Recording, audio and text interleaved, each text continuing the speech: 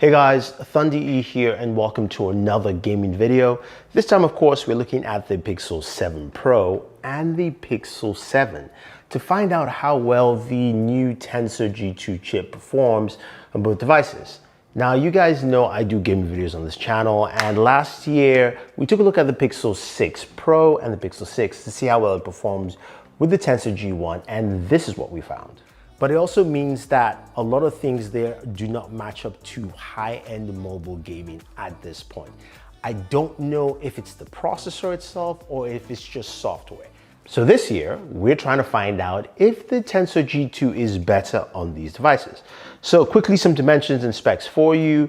The Pixel 7 Pro is a 6.7-inch device, 120 Hz display, 5,000 milliamp battery, Tensor G2, 12 gigs of RAM, while the Pixel 7 is a 6.3-inch device, 90 Hz display. We've got like a 4,300 milliamp battery roughly, and we've also got a device that has 8 gigs of RAM. Now, I want to give a big shout out to our sponsor of this video, Spigen. They make some really awesome cases and accessories for the Pixel 7 and 7 Pro, and these are made for Google certified.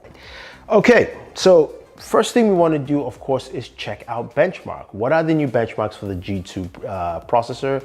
Well, I can't really show you that because Geekbench is not updated for this, at least at this point in time. So I get this message here when I try to download it that it does not support this device. So I cannot give any benchmarks on both the 7 Pro and the Pixel 7. What we are going to do is show you gameplay.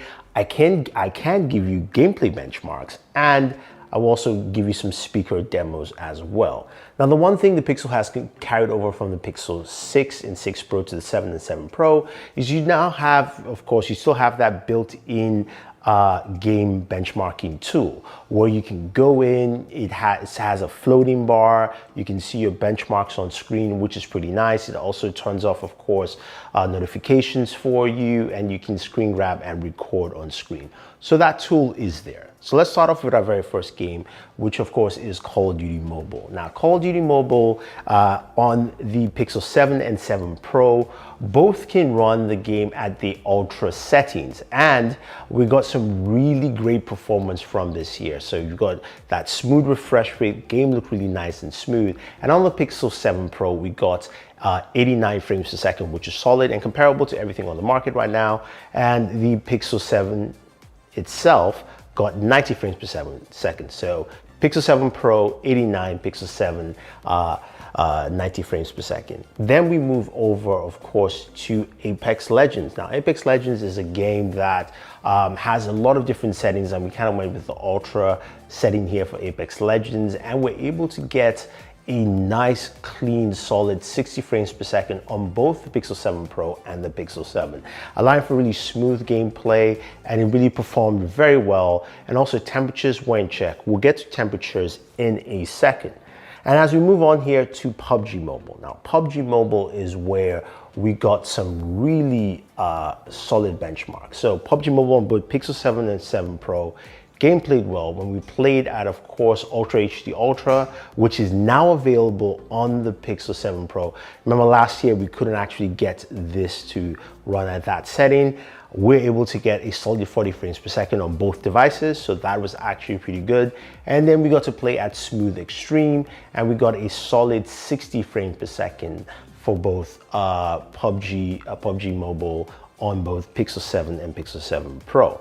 Now, you're going to be asking, what about Genshin? We'll get to Genshin in a second. Let's talk about, of course, battery drain and also, of course, charging here. Now, when it comes to battery drain, use the device, the Pixel 7 Pro, for about 2 hours of gaming and lost about 30% battery life. That includes playing Genshin Impact for about 45 minutes and then playing the other games that I mentioned earlier for the rest of the time. So that's actually pretty good. The Pixel 7 actually had slightly less battery life drain from 100% at around 25 to 28.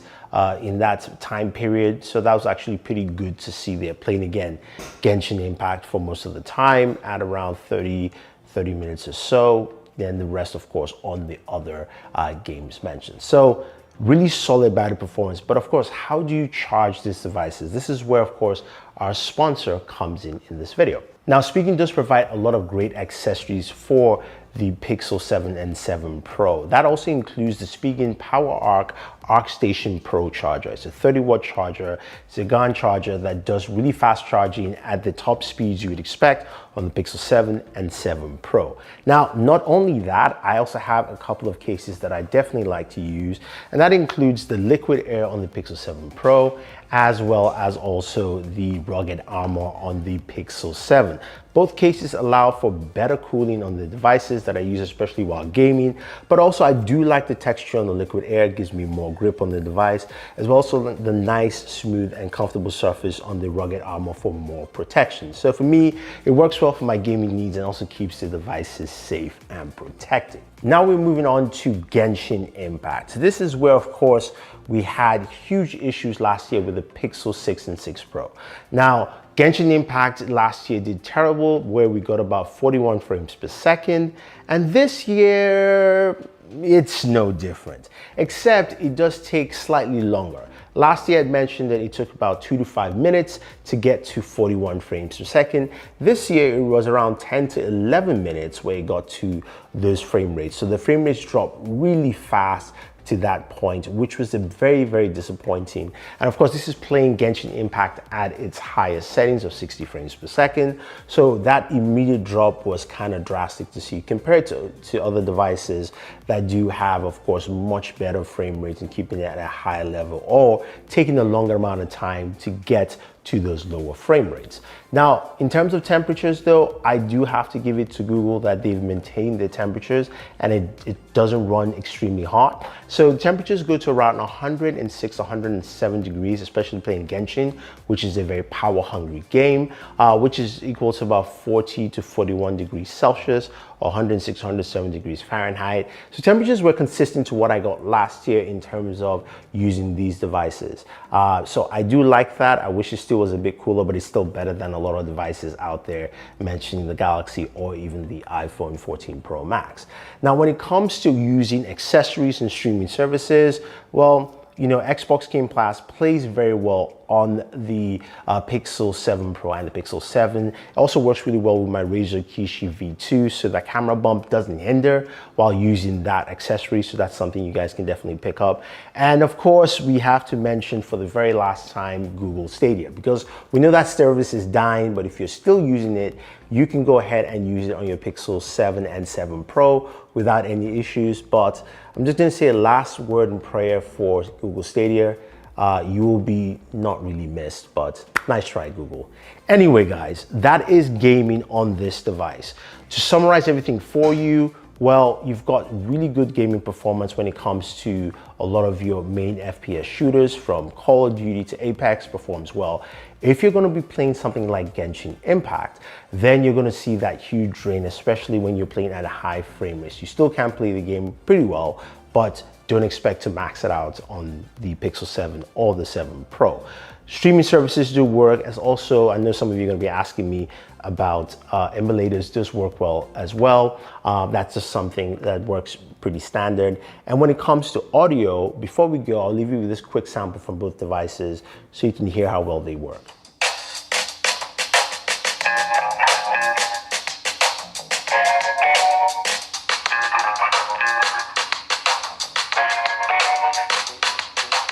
Okay guys, thank you very much. Hopefully you enjoyed this video. Stay tuned to see how the Pixel 7 Pro compares to the Galaxy S22 Ultra in our next video. Till then, always enjoy your entertainment.